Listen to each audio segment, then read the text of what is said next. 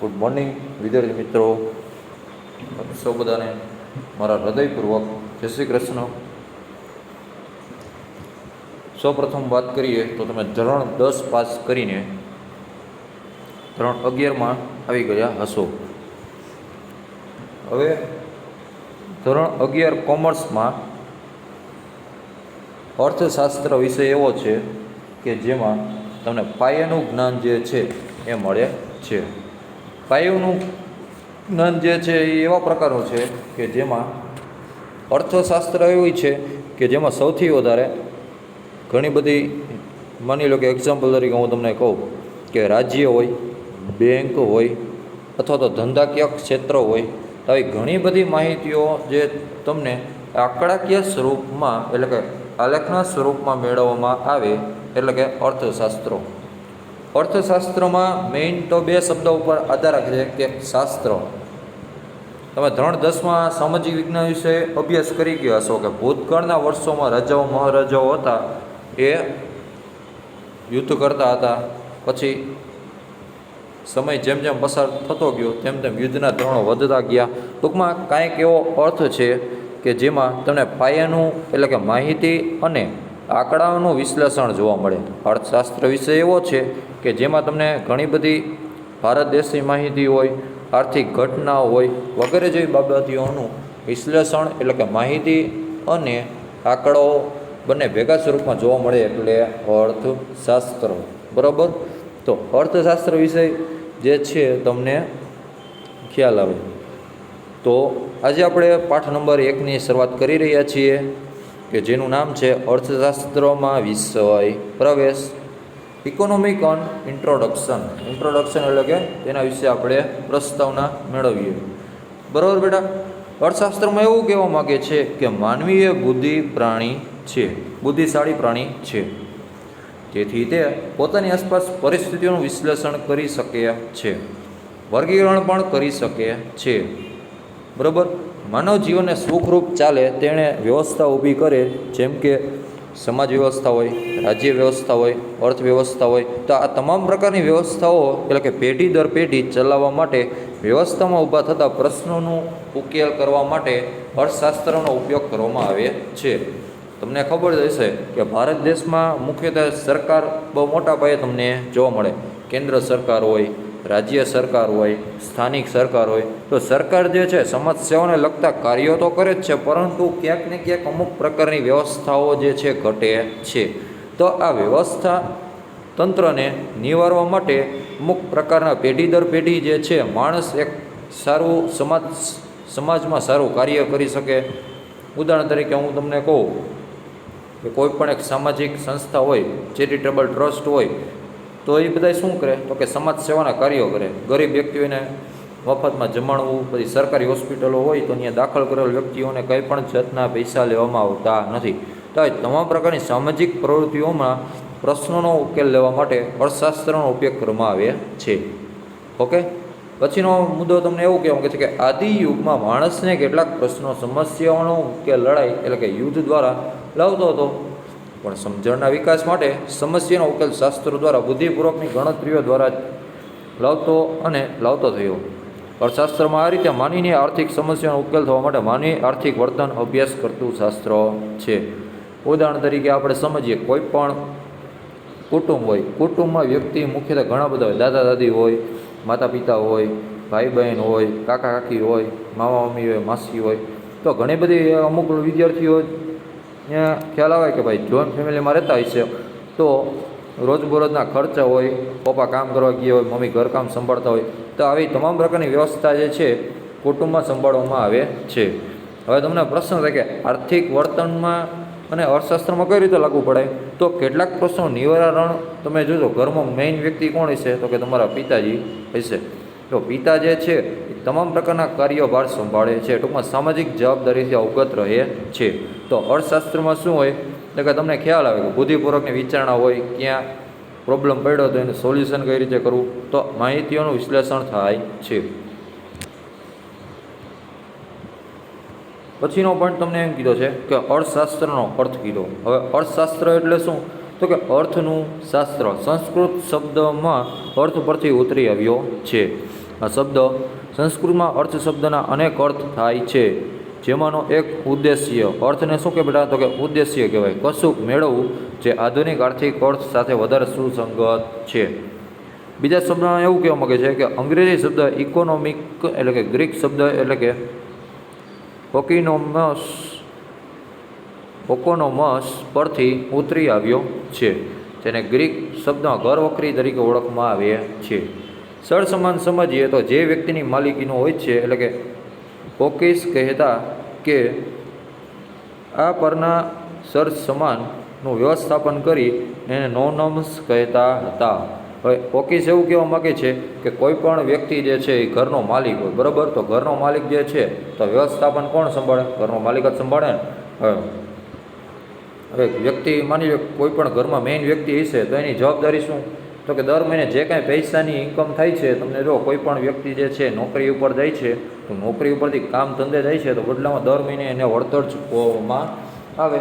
તો વળતરના બદલામાં જે કાંઈ ઘર વપરાશની વસ્તુ હોય, પેટ્રોલ ગાડીમાં પેટ્રોલ નાખવાની વસ્તુ હોય, કોઈ પણ વિદ્યાર્થી ભણતો હોય તો એને ફીને લગતા ખર્ચા હોય, તો આ તમામ પ્રકારના ખર્ચાનું નિવારણ એટલે કે વ્યવસ્થાપન કરવામાં આવે છે.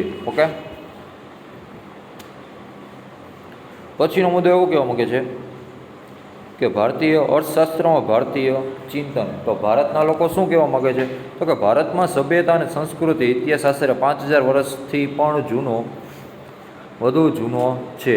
તમે સામાજિક વિજ્ઞાનમાં ભણી ગયા હશે કે ભારતની સંસ્કૃતિ કેવી હતી, માણસનો પહેરવેશ કેવો હતો, સભ્યતા કેવી હતી, બરાબર, ખોરાક શું હતો. તો 5000 વર્ષથી આપણી સંસ્કૃતિ જે છે ખૂબ જ સફળ છે. ભારતીય તત્વચિંતકો માનવ જીવનના પાસાઓના અભ્યાસ અને માર્ગદર્શન જોવા માટે પૂરું પાડે છે. હવે તમે જો ભારત દેશમાં મુખ્યત્વે વિવિધ પ્રકારના ધર્મો જોવા મળે, તો ધર્મોમાં તમને ખબર છે કે ઘણી બધી પ્રકારની અમુક ધાર્મિક ગ્રંથ હોય કે શ્રીમદ ભગવદ્ ગીતા હોય, રામાયણ હોય, કુરાન શરીફ હોય, તો તમામ પ્રકારના ગ્રંથોમાં આપણને શું જોવા મળે તો કે ધર્મ, અર્થ, કામ અને મોક્ષ 4 પ્રકારના પુરુષાર્થ જે છે માણસ કરે છે, બરાબર. તો આવી ઘણી બધી ધાર્મિક ગ્રંથો પરથી આપણને ખ્યાલ આવે છે કે ધર્મની કઈ રીતે સ્થાપના કરી, કોઈની સાથે ખરાબ કરવું નહીં, કોઈની સાથે ખરાબ બોલવું નહીં. તો આવી તમામ પ્રકારની બાબતો જે છે માનવ જીવનના મુખ્ય ઉદ્દેશ સાથે સંકળાયેલી છે.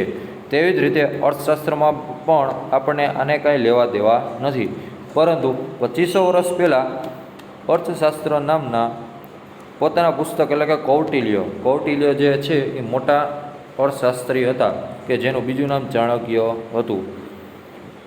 તેમ કહે છે કે માનવીની આર્થિક પ્રવૃત્તિઓનું ચિંતન રજૂ કર્યું હતું. આ સંદર્ભમાં કૌટિલ્યના મતે મનુષ્યની વૃત્તિનો અર્થ છે, વૃત્તિ એટલે કે કોઈ પણ કાર્ય કરે તે.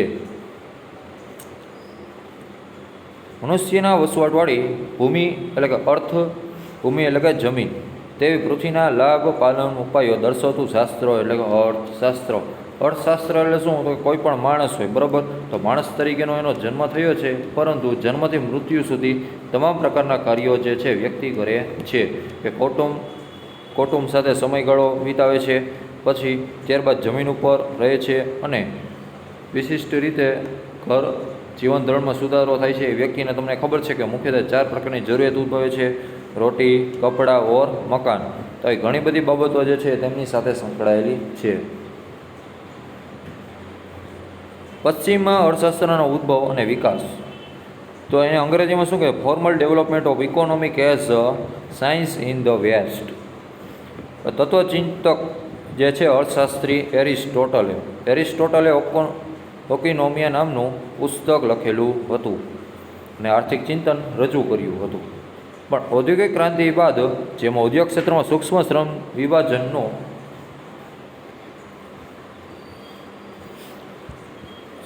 શ્રમ વિભાજન થયું અને તેમ વિશિષ્ટકરણ થયું. હવે વિશિષ્ટકરણ એટલે શું તો કે છૂટું પાડવું. શ્રમ વિભાજન એટલે શું બેટા તો કે ઉદ્યોગો ક્ષેત્રમાં કર્મચારીઓ કામકાજ કરતા હોય, બરાબર, મજૂર વર્ગ હોય, તો એ શ્રમ વિભાજનનો લાભ કહે છે, બરાબર. શ્રમ એટલે શું? ખૂબ જ મહેનત કરવી. કાઉન્સમાં સરસ મજાનું આપેલું છે કે કોઈ એક કામ એક જ વ્યક્તિ દ્વારા થાય તેમાં તે કુશળતા મેળવે. કુશળતા એટલે શું બેટા તો કે સફળતા મેળવે, બરાબર. આજ ઘણા બધા વ્યક્તિઓ ભગવાને અમુક વ્યક્તિઓની દેન હોય છે કે અમુક પ્રકારનું ટેલેન્ટ જે છે અમુક વ્યક્તિઓમાં જોવા મળે છે. અમુકને સારું બોલતા આવડે, અમુકને સારું ગાતા આવડે, અમુકને સારું કોમ્પ્યુટર ટાઈપિંગ આવડે, અમુક લોકોને સર્વો અભ્યાસ કરાવતા આવડે, ભણાવતા આવડે. તો આવી ઘણી બધી બાબતો જે છે કે તેમ કે જ્ઞાન કે ક્ષેત્રમાં અભ્યાસ અને સંશોધનોમાં પણ વિશિષ્ટકરણ જોવા મળે છે.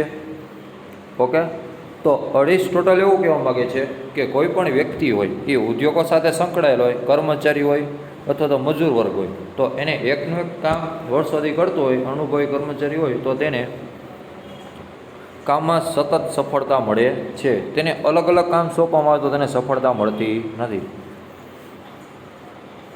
ત્યાર પછીનો મુદ્દો છે કે એડમ સ્મિથે આપેલી અર્થશાસ્ત્રની વ્યાખ્યા. હવે એડમ સ્મિથ એવું કહેવા માગે છે કે અર્થશાસ્ત્ર એ સંપત્તિનું શાસ્ત્ર છે. તેઓ માને છે કે ઉત્પાદન દ્વારા ઉત્પાદન થયેલ ભૌતિક સંપત્તિના ઉત્પાદન વિનિમય અભ્યાસ કરતું એક શાસ્ત્ર છે, એટલે કે અર્થશાસ્ત્ર કહે છે. એડમ સ્મિથ એવું વ્યાખ્યા કહે છે કે કોઈ પણ એક સંપત્તિ એટલે કે જમીન હોય, મકાન હોય, પ્લાન્ટ હોય, યંત્ર હોય, તો આવી તમામ પ્રકારની સંપત્તિ હોય તો તેમની મદદથી ઉત્પાદન અને વપરાશકારને પણ ધંધામાં નફો થાય છે. એડમ સ્મિથ અર્થશાસ્ત્રમાં સામાજિક વિજ્ઞાનનો દરજ્જો આપ્યો હતો, કારણ કે એક બાજુ માનવી આર્થિક વર્તનનો અભ્યાસ કરે છે, તો બીજી બાજુ અભ્યાસ પદ્ધતિ વૈજ્ઞાનિક એટલે કે એડમ સ્મિથે માનવીને આર્થિક વર્તન સ્વતંત્ર અભ્યાસ કરવાનું શરૂ કર્યું. નીતિશાસ્ત્રમાં અનેક પ્રકારના અભ્યાસક્રમમાં શરૂ કર્યું અને એડમ સ્મિથે પુસ્તક લખ્યું ધ વેલ્થ ઓફ નેશન્સમાં આમ તો માનવ કલ્યાણની વાત પણ તેમણે કરી છે. તમને ખ્યાલ હશે કે આજના વર્તમાન આધુનિક સમયમાં કેવું છે બેટા, તો કોઈ પણ ફેક્ટરી હોય કે કંપની હોય, તો કંપનીમાં સૌથી બે મોટા પાયા કેવા હોય તો કે કર્મચારી ગણ હોય, એટલે કે માણસોની જરૂર પડે અને સાથે સાથે યંત્રોની પણ જરૂર પડે છે. તો બે એકબીજા ઉપર આધાર રાખે છે. બેમાંથી એક પાસું નહીં હોય તો ધંધો એ શક્ય બને નહીં, કંપની જે સફળ નિવડતી નથી. ત્યાર પછી બાજુમાં એવું કેવું છે કે ઔદ્યોગિક ક્રાંતિને કારણે મોટા યંત્રો મોટા પાયે ઉત્પાદનમાં આર્થિક સત્તાનું કેન્દ્રીકરણ, જંગી મૂડીરોકાણ એટલે કે પરિણામે એક નવી આર્થિક સ્થિતિ સામાજિક ઉદ્ભવતી થઈ. આ સંદર્ભે આર્થિક સંપત્તિમાં પણ થવાના કારણો હોઈ શકે છે. તો ઊંડાણપૂર્વક ચિંતન કર્યા બાદ આ પ્રશ્ન પર ઊંડાણપૂર્વક જે છે અર્થશાસ્ત્રીય ચિંતન કર્યું. ઈસવીસન 1774માં અર્થશાસ્ત્રી એડમ સ્મિથે સ્વતંત્ર રીતનું પુસ્તક રજૂ કર્યું the an enquiry into the nature and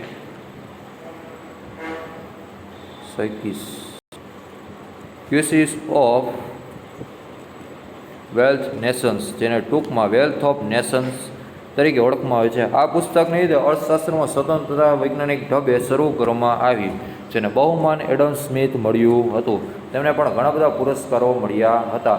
જે વેલ્થ નેશન્સ ઓફ નામનું જે પુસ્તક હતું, તેમના માણસોના આંતર સંબંધો અને યંત્રો સાથે કઈ રીતે કામ કરવું, ટૂંકમાં ઘણી બધી માહિતીઓનું આંકડાકીય વિશ્લેષણ કરવામાં આવ્યું. તો વિદ્યાર્થી મિત્રો, આજે આપણે આટલું રાખીએ. ઓકે, અસ્તુ. જય શ્રી કૃષ્ણ.